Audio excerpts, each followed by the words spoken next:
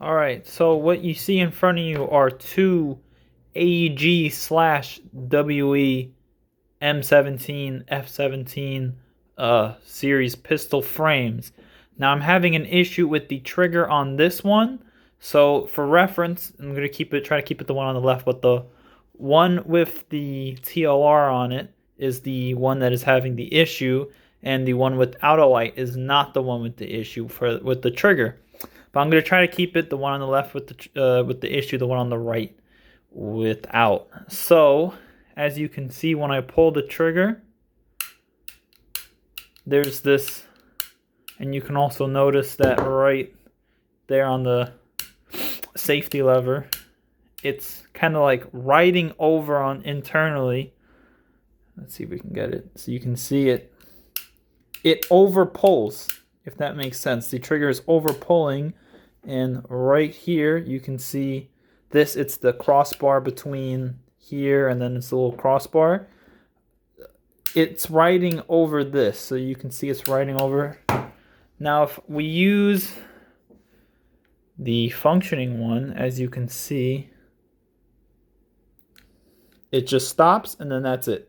It stops, and that's it. It does not ride over, does not ride atop of this.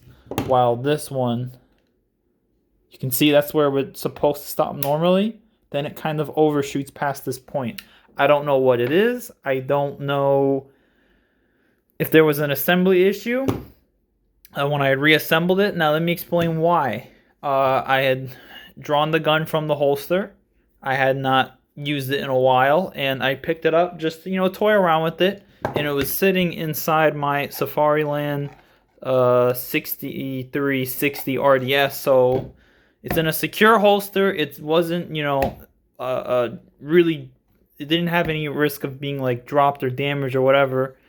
It was stuck inside. It was just in the holster.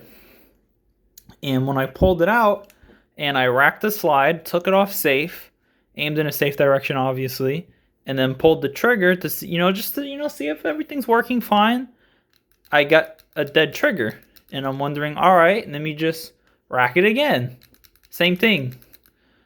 And I'm wondering what's going on. And as I keep messing around with it, I finally, rack the slide a few times, and I eventually get it to go. So I'm like, all right, cool. I let it reset, doesn't go. And I do it a few more times, and it's like 3 out of 4 times there's a dead trigger. And then every 1/4 of the time or 1/5 of the time, it would actually pull. And then a few times I noticed that the trigger or the hammer was going on release of the trigger, not pull of the trigger. So there's something was wrong with this. So I disassembled it and I reassembled it based on a video that I'll link in the description. And I noticed that nothing is missing. So I don't know if maybe there is some part that I did not place, or maybe something shifted deeper, because I only did a basic.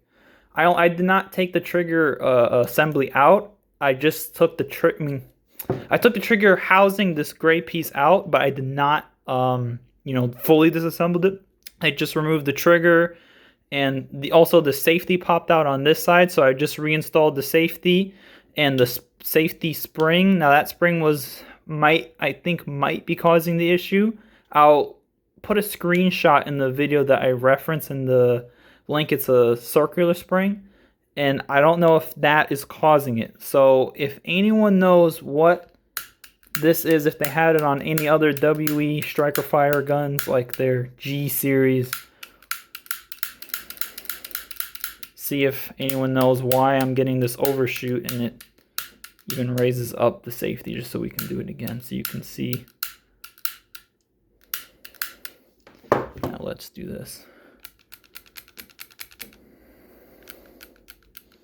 Notice the striker is, and the hammer is up in both of them, so I don't know why it's overshooting even though it shouldn't. So if anyone knows the issue to this, please, or if you want me to further disassemble this one, I will, to see what could be wrong with it.